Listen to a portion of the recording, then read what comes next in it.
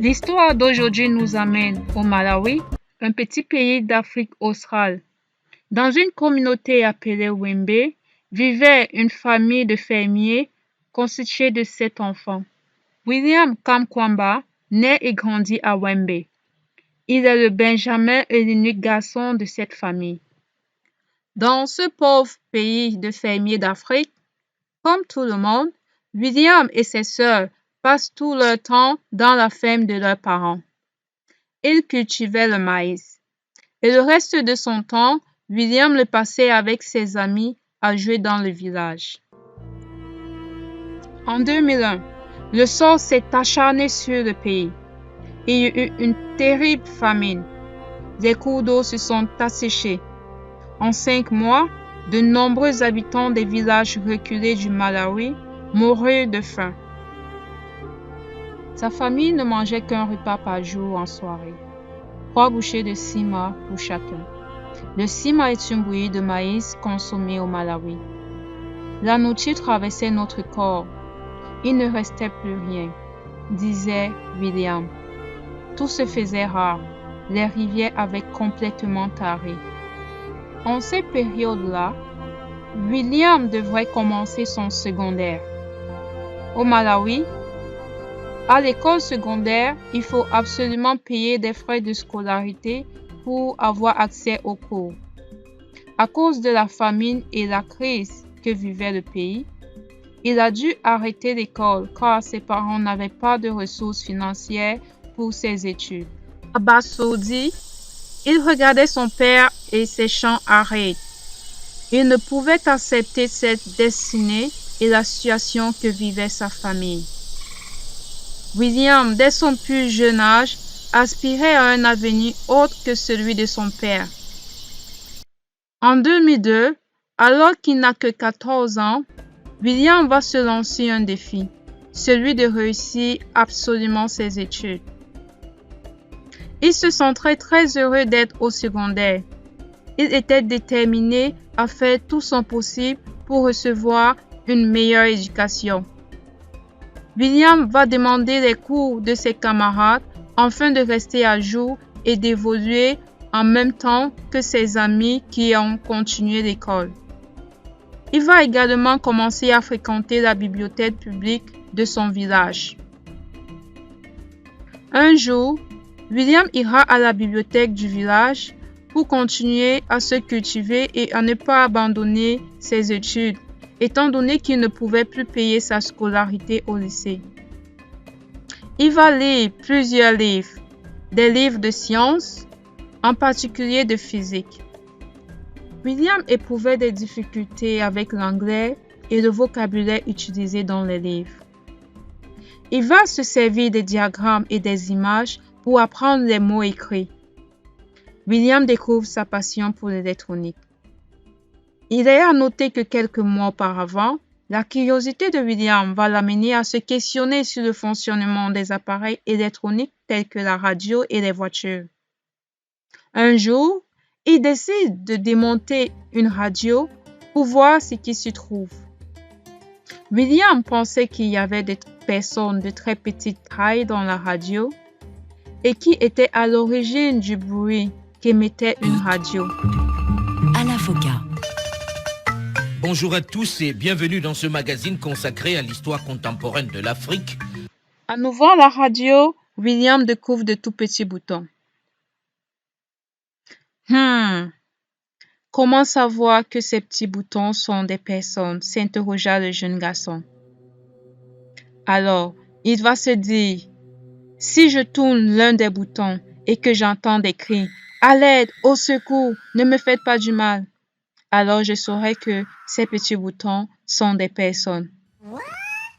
William va décidément tenter l'aventure et il n'entendra aucun cri.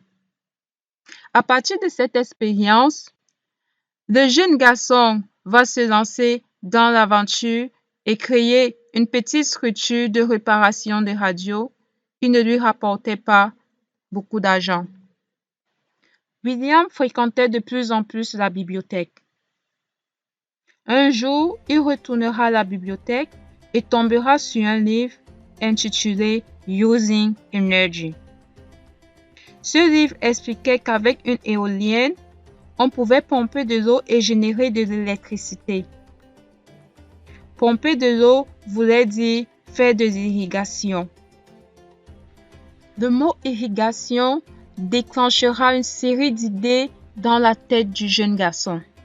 Sur le coup, William pense avoir trouvé la solution à leur problème de famine grâce à l'irrigation à l'aide d'une éolienne.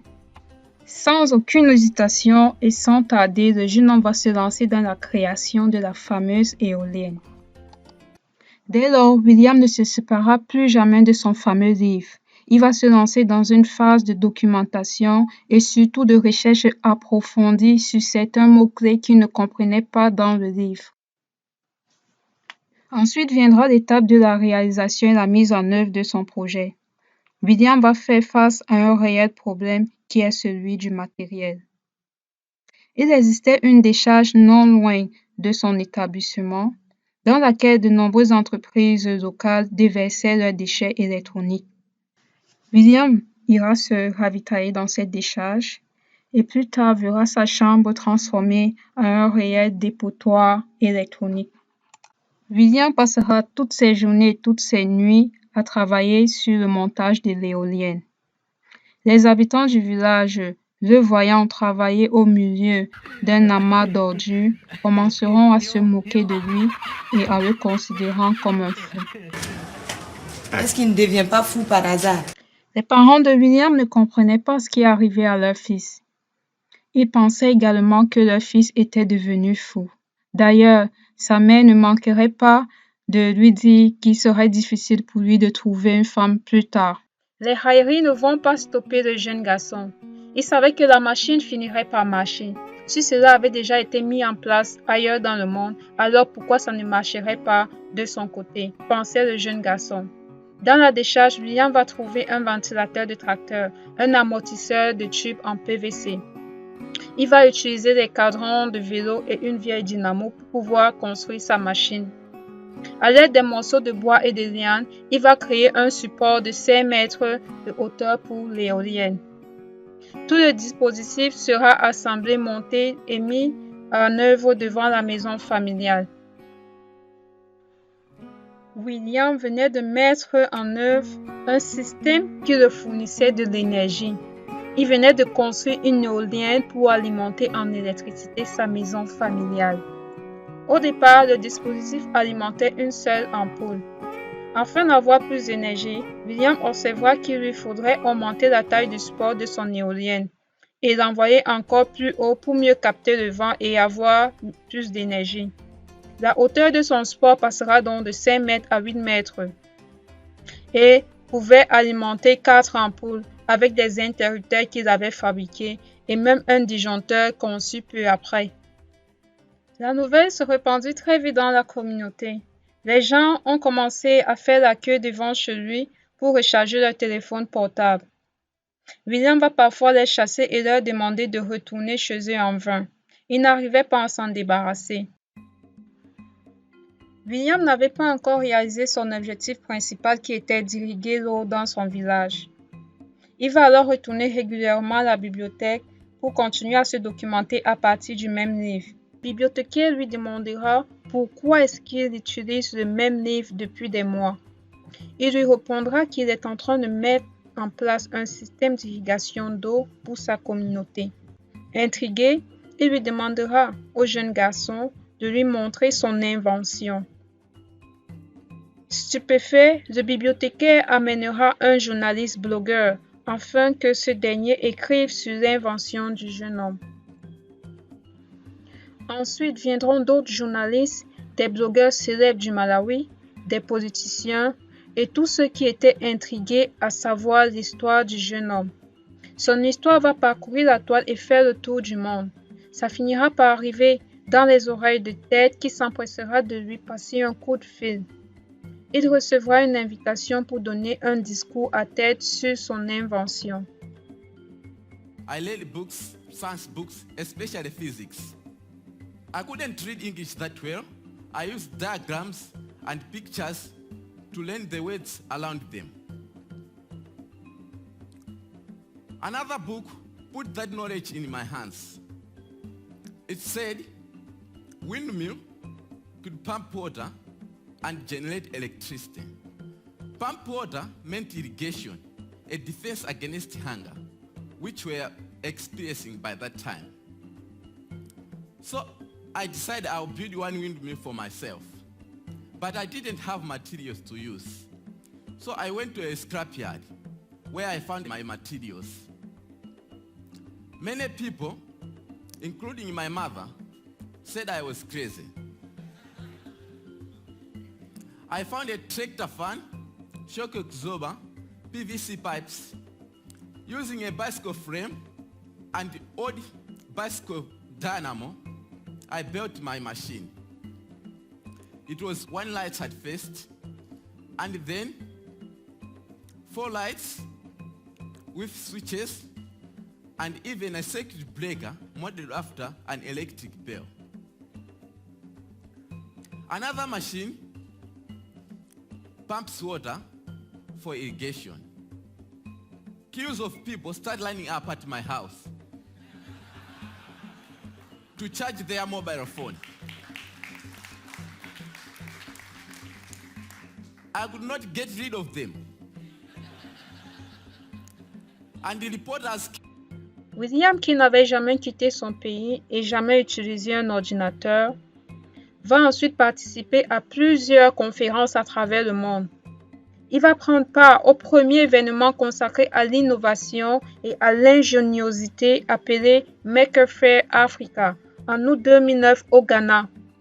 Il va remporter le prix Go Ingenuity Award en 2010.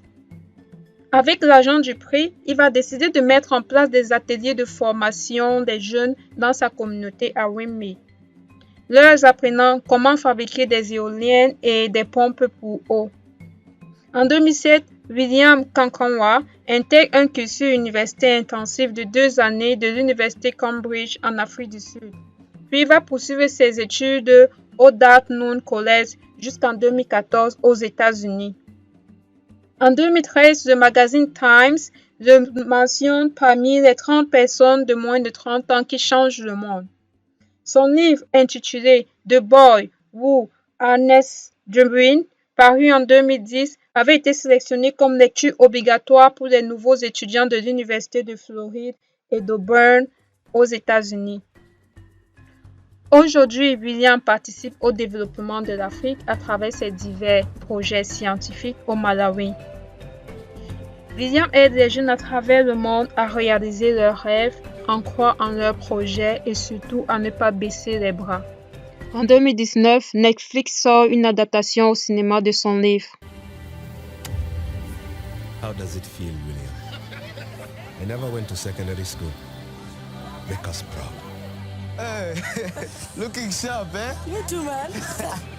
Kachokolo is not the wealthiest school in the district, but it's down to each one of you to decide your own level of commitment.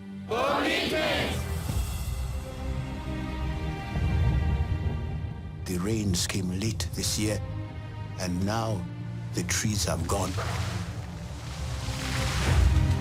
Malawi is preparing for a very long, hungry season.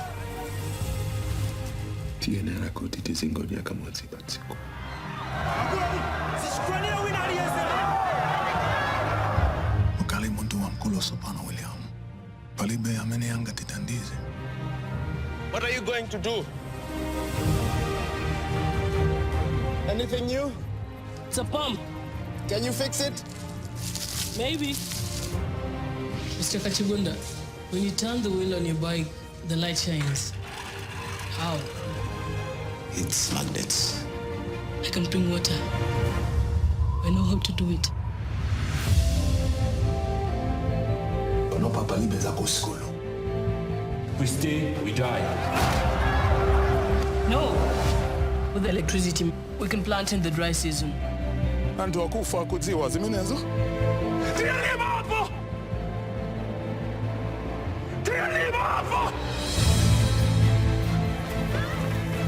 Malusiwa, adzalika liti.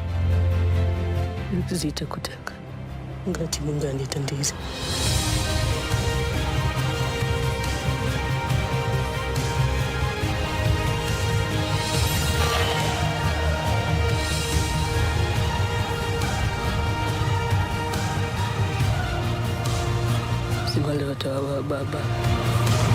Je voudrais dire quelque chose à tous les gens, comme moi, aux Africains et aux pauvres qui luttaient avec vos rêves. Que Dieu vous exauce.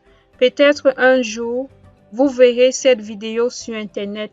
Je vous le dis, ayez confiance en vous et croyez-y. Quoi qu'il arrive, ne renoncez pas.